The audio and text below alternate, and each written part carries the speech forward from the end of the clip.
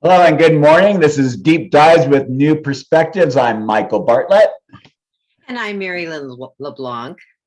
Hi, If you like, Michael. Hi, Mary Lynn. If you like what we're doing here, please hit like, hit subscribe, tell your friends, ask questions, leave comments.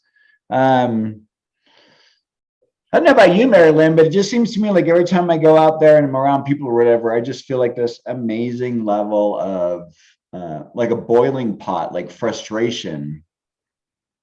Mm, well, in this case, I mean, I would agree with you that there's definitely a spirit of frustration around, and there's the obvious instigator of it is this little virus called COVID. And of course, there's variants and other names given to it, et cetera. But think about it. I mean, we're almost 2 years. It's been over a year and a half of dealing with this pandemic, and where our lives are changing, and our lives have to change. I mean, there is no getting around that particular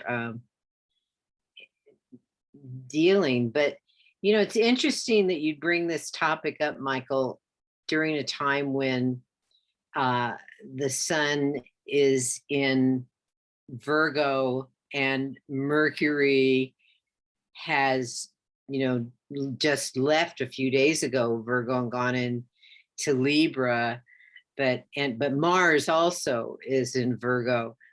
And you kind of think that Virgo was a busy time. I mean, it's ending, the summer is ending, kids are supposedly going back to school.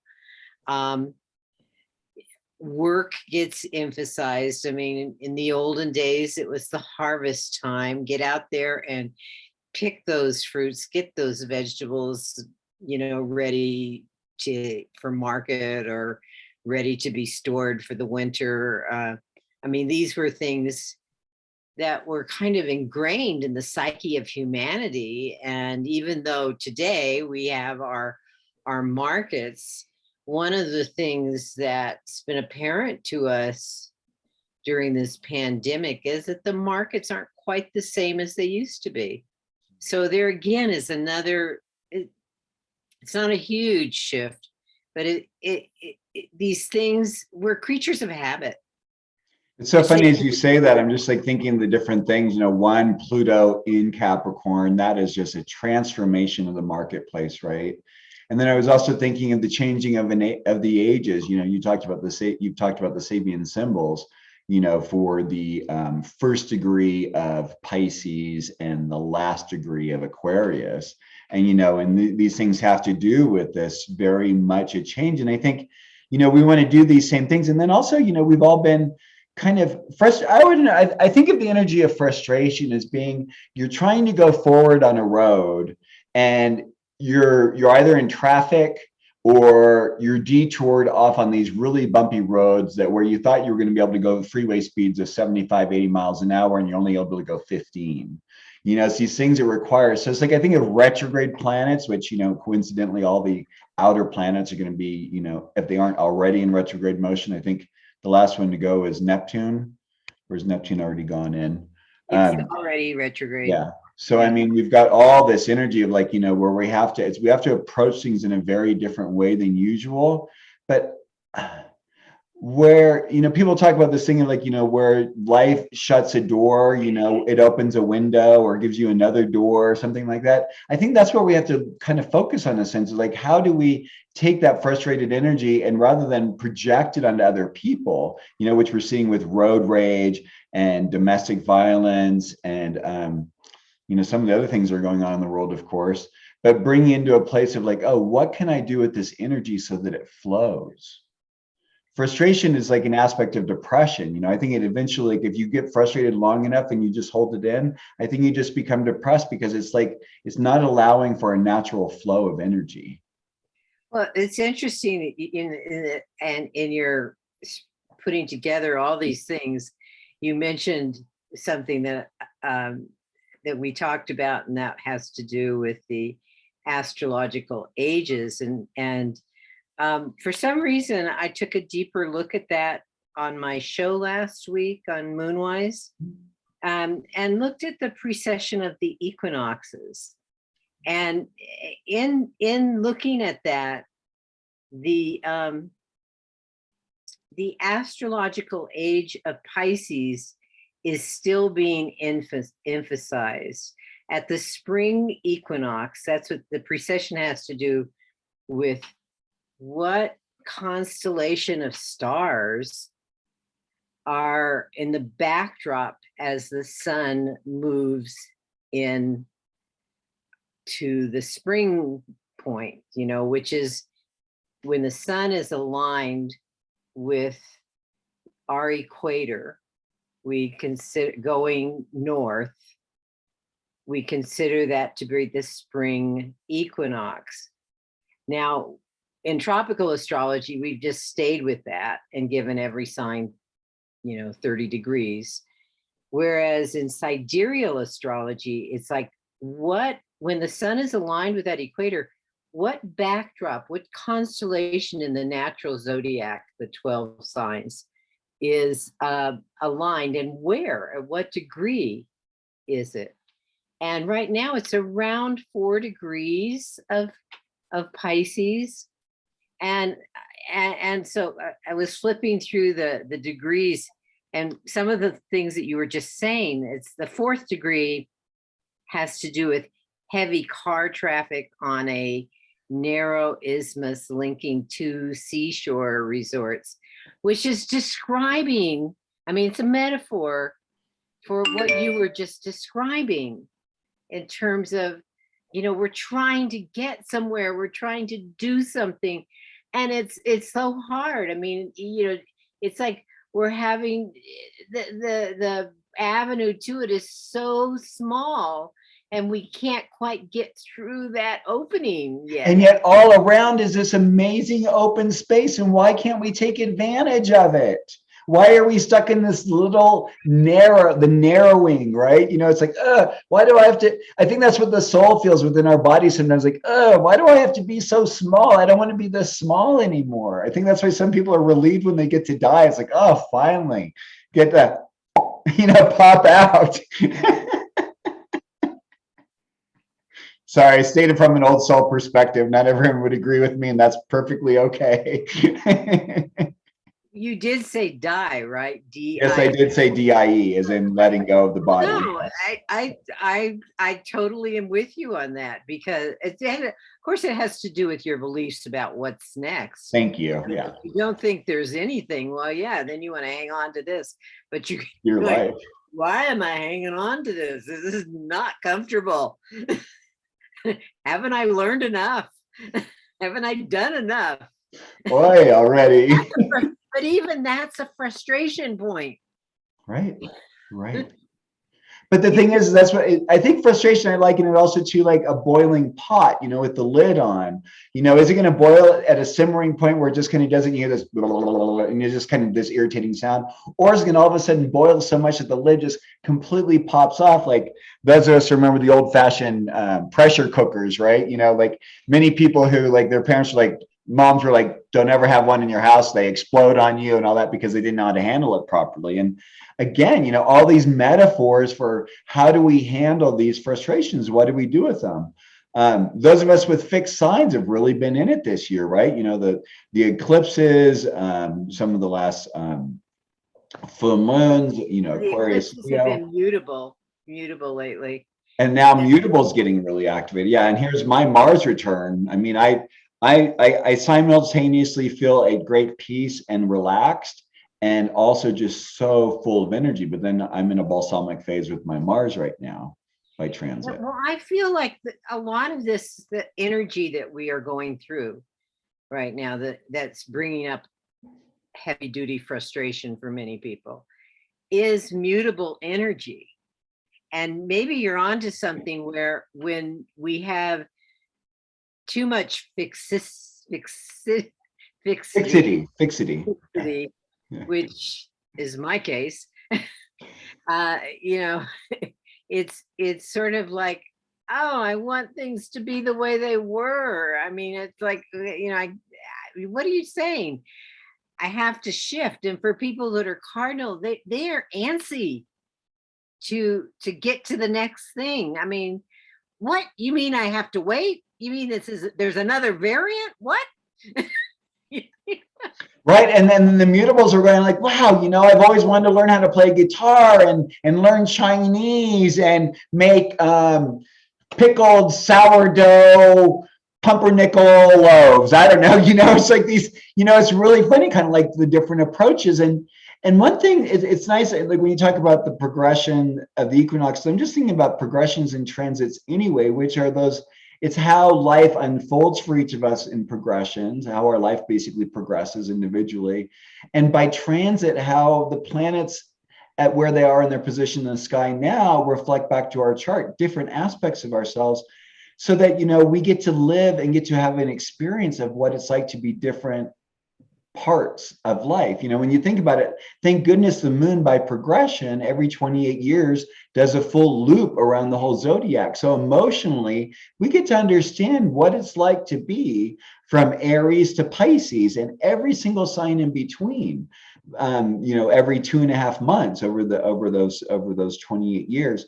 And so the thing is, and so that means that, even though, people, individuals like you have a great amount of fixity, or individuals like me who have a great amount of mutability, but then secondarily fixity, where you and I are going to be fun with the words, we have to kind of view it a different way. And sometimes, it's good to have those friends that have a lot of cardinality. We can kind of like hitch our trailer onto the back of them and have them kind of pull us along a little bit. Really. Well, I can't help to right now where the fact that this frustration energy seems to be quite palpable is that emphasis that we have right now of mutability with the sun and Mars and Neptune, and they're, roughly by sign in opposition. Mars is getting close to actually opposing Neptune, I believe, this week, maybe towards the end of the week.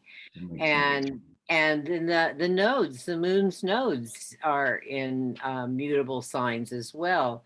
The sun has just finished doing what we would call an exact square to both of them, which is another interesting dynamic in terms of just by way of transit. I mean, the sun is in a first quarter square to the moon's north node, which is saying what we need to be paying attention to, which is in Gemini, another mutable sign, saying, get as much information as you need, learn things, maybe learn new things. Who knows? It's all about making sure that you're in sync with your neighbors, different variety of things, and maybe going deep within one's mind also with Gemini in terms of, as we were talking a little bit earlier about,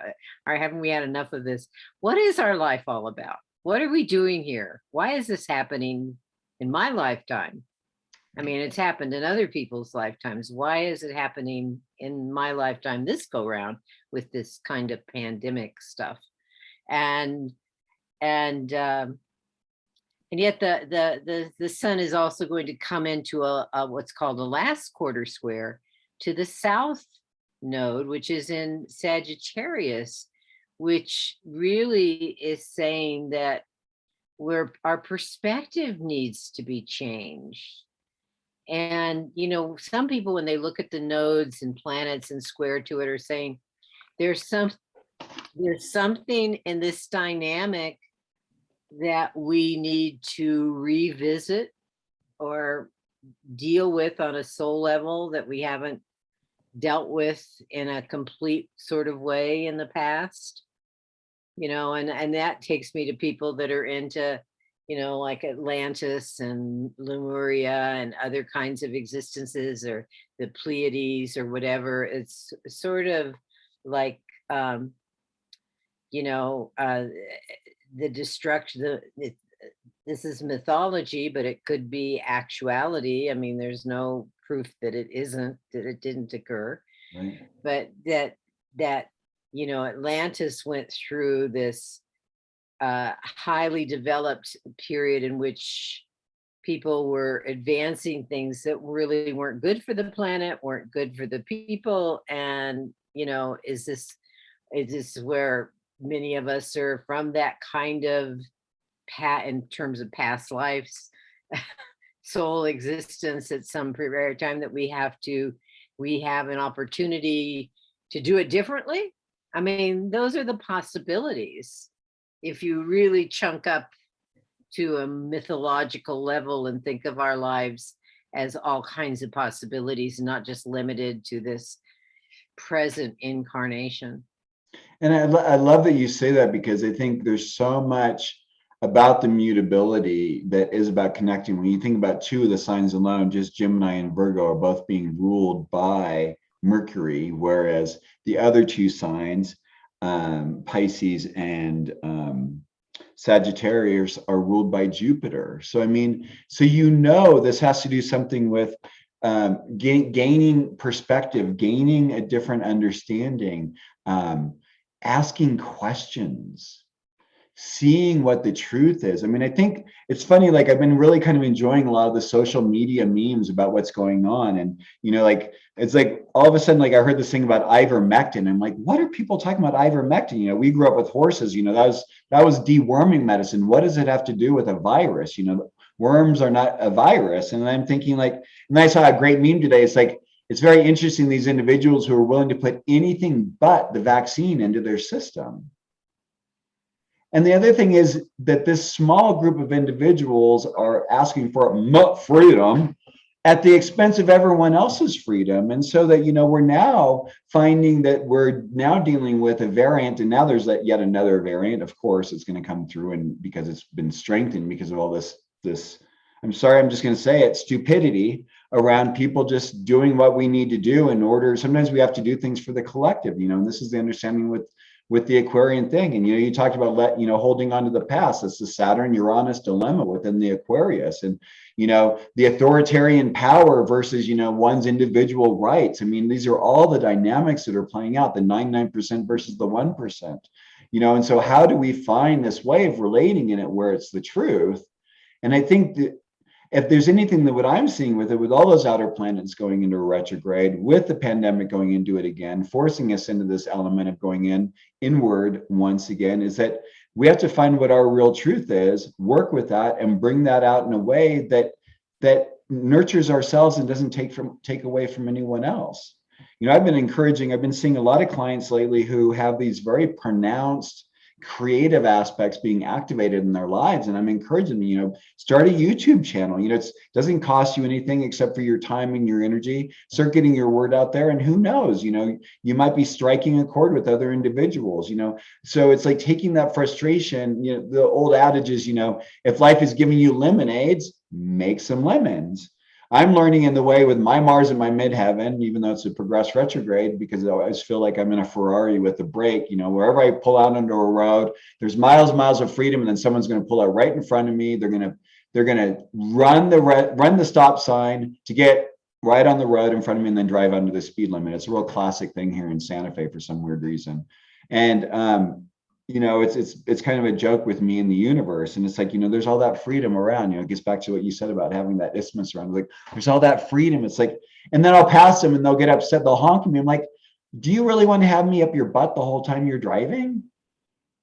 And it's not that I want to speed. I just want to have the openness in front of me. I don't want to be hampered, you know? So like, how do we find these ways of doing this way of getting out and expressing ourselves and having this freedom that, again, doesn't hurt, you know, so it doesn't turn into road rage? Because if I sit behind someone who's driving 5 miles under the speed limit for 5 miles, I'm going to be really angry by the time the end of that 5 miles is over. And if someone's doing that to me, I've learned that I just pull over now. Because the truth is, if I want to take my time, I want to take my time so that I'm enjoying myself, not punishing someone else, thinking that I'm some kind of Nazi police, when you know what? I'm not a police officer. And no one else who isn't a police officer is a police officer. And I'll shut up and get off my Yeah, podium. well, you know what's interesting in everything that you're talking about in terms of your example, speeding, it's so Martian and mercurial together. What you're talking about, your transportation, your way of getting from one place to another, and how you do that, and the Mars bringing up either the speed or the anger or even the frustration, Right. because Mars wants to do what Mars wants to do. When And Mars of doesn't do it. course, yeah, right. And not too long ago, we had Mercury and Mars starting a new cycle in Virgo. So I'd have to look back. I don't even know where that calendar is. I thought I was ready for this. Anyway, yeah, so we're in this kind of time when we have to be really thoughtful about what our next move is. I like that. Yeah. And that, some and people like you and perhaps I haven't been looking at my life that way, but I feel like I'm on a treadmill and I'm ready to get off, and I can't get off. I thought I reached a turning point the other day, and then I wake up this morning and I go, and I 4-letter words. Like poop and caca.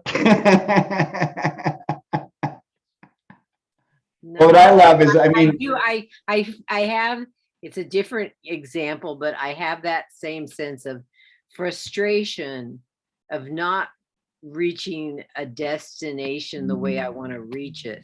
I feel like I'm on a merry-go-round, and that's one of the symbols for Virgo, actually, on a merry-go-round that keeps every arc. I keep seeing the same thing over again, and I'm going like, what? Haven't I gotten beyond this? For a while I was having this mantra around Mercury retrograde and a couple of other planets retrograde, but I think it's just like a Mercury thing. And maybe just actually, I'm now getting to the point where I think it's just really purely mutable, but it's like anything worth doing is worth doing at least 2 to 5 times,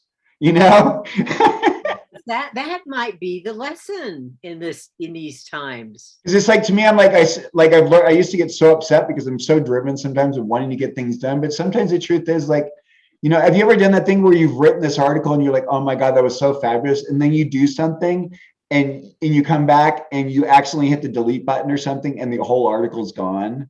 And you're like, I don't know, like for you, that's just like a death has occurred. And I get so upset and I get again frustrated and all that kind of stuff. But then it's like, I go and I rewrite it, and it's funny, I'm getting goosebumps as I think about it, but I rewrite it, and it's like whatever that was created the ability to make me distill it in my mind to another level of understanding. And I was able to gain another insight that I wouldn't have gained had I just simply been able to put it on paper. Yeah. So, it's that constant, it's that thing like, so how do we live with, how do we live with our cardinality? Okay, I'm going to do this. I'm going to get it done. Then you get in the fixing and then boom, something happens like, oh, shoot. And then you just have to surrender in like the mutability, because it's like the fixity.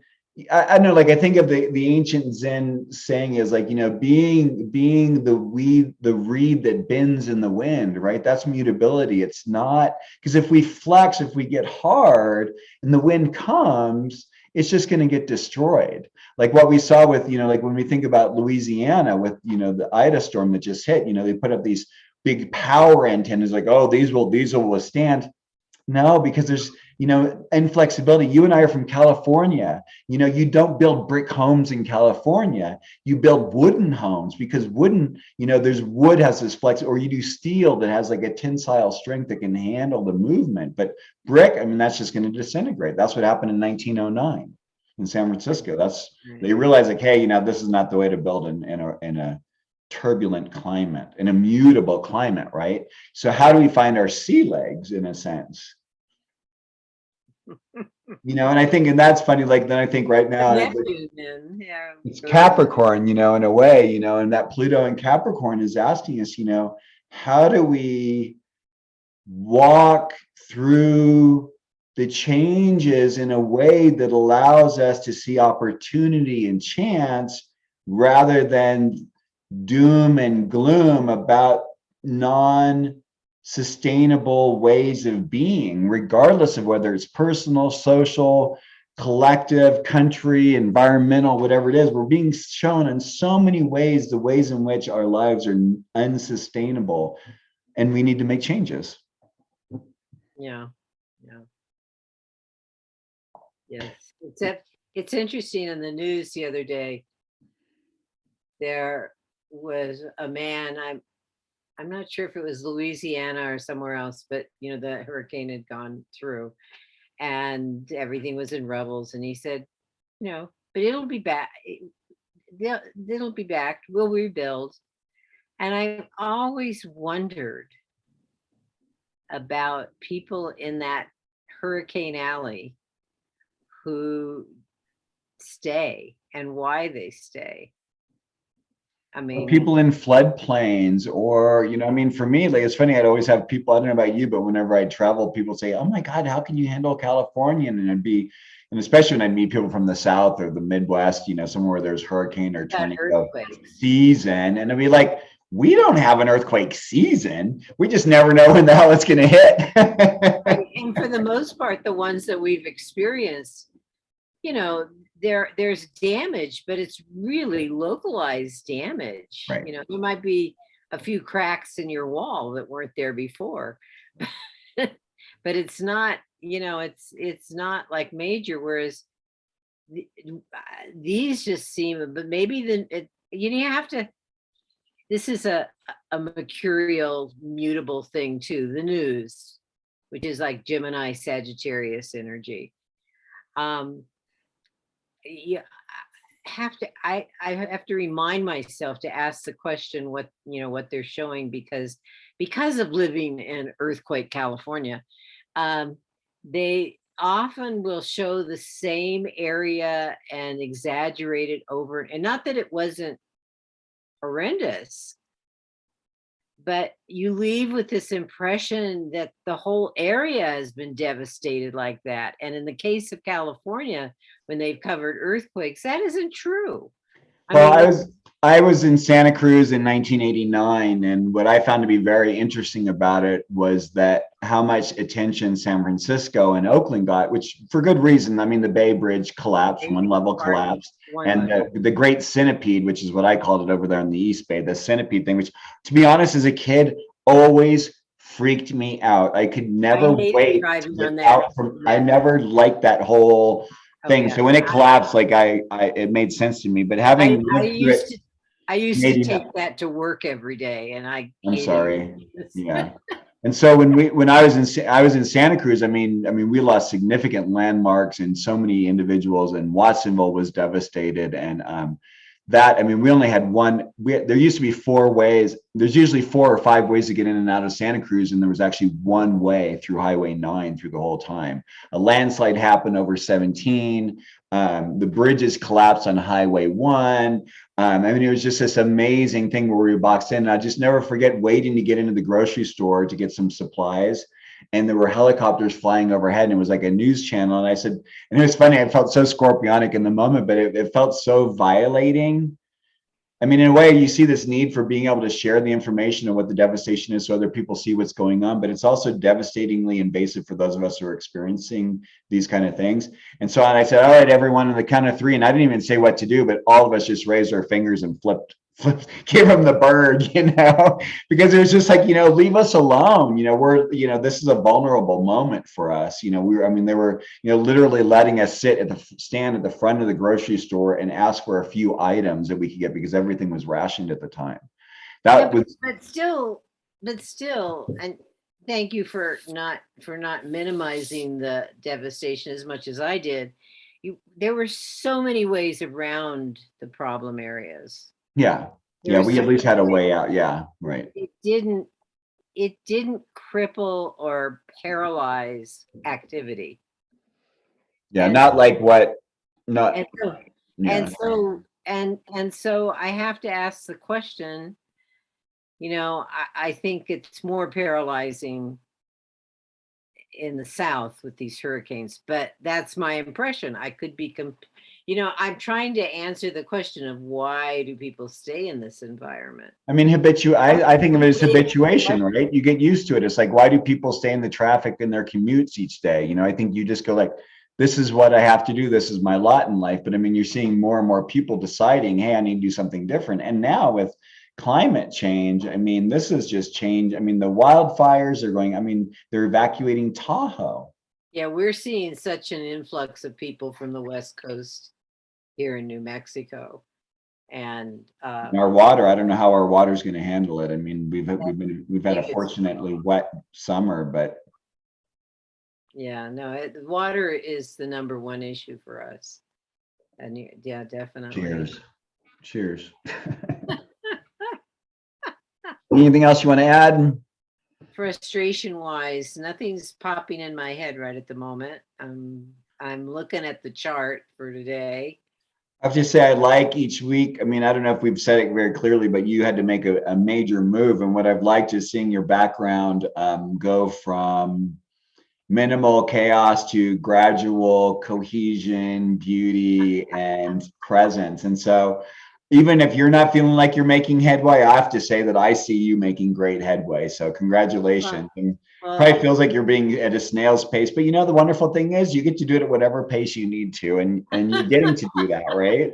That is so funny because it was so before earlier this morning, I was saying, oh, well, soon I can have Michael and Ridge over for dinner. Not now. Well, it's so funny because when you were talking about the different things with the energies with Virgo, I'm kind of hearing it in your voice. I've said it a lot actually very lately, and Ridge said it, has been saying it usually, and he's not this way because he's Pisces. But he said, I really wish I could clone myself so that I could have one do all the work and I can just relax. Whereas mine, here I am with my grand trine in Earth and my 3 planets in Virgo, and I'm like, I want to trine myself so I get twice as much done. I'm so much air. I would just love to have time to think all day and read and write and daydream. I mean, that's what I think, what's wonderful to do in these spaces with our talk. And, I hope those of you who are still listening to us at this point are enjoying that aspect. We would love to hear your comments, your views, let us know what you're thinking. Would you like us to look at anything in particular astrologically? Please please share with your friends. We'd like to feel like what we're doing here is giving a certain level of value to your life, even though it's just also fun just to connect in and have fun chatting with you every week, Mary Lynn. Yeah, well, hopefully we're offering some insights into what's going on, Great. How can people find you?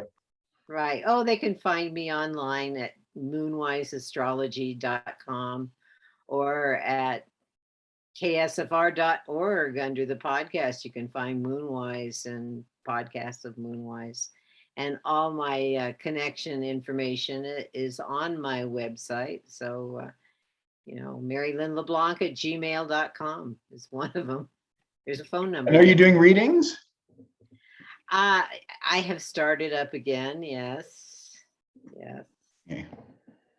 I'm available for readings, giving talks. My new book, Astrological Mavericks, is available. Find it on Amazon or at your local bookstore. You can visit my website at coremichael, that's C-O-R-E, Michael.com. Thank you so much for your time listening to us, and have a wonderful day, and hope you find ways to deal with the frustration in ways that make you feel much better than sitting in that boiling pot. Amen to that. Bye for now. Bye, everyone.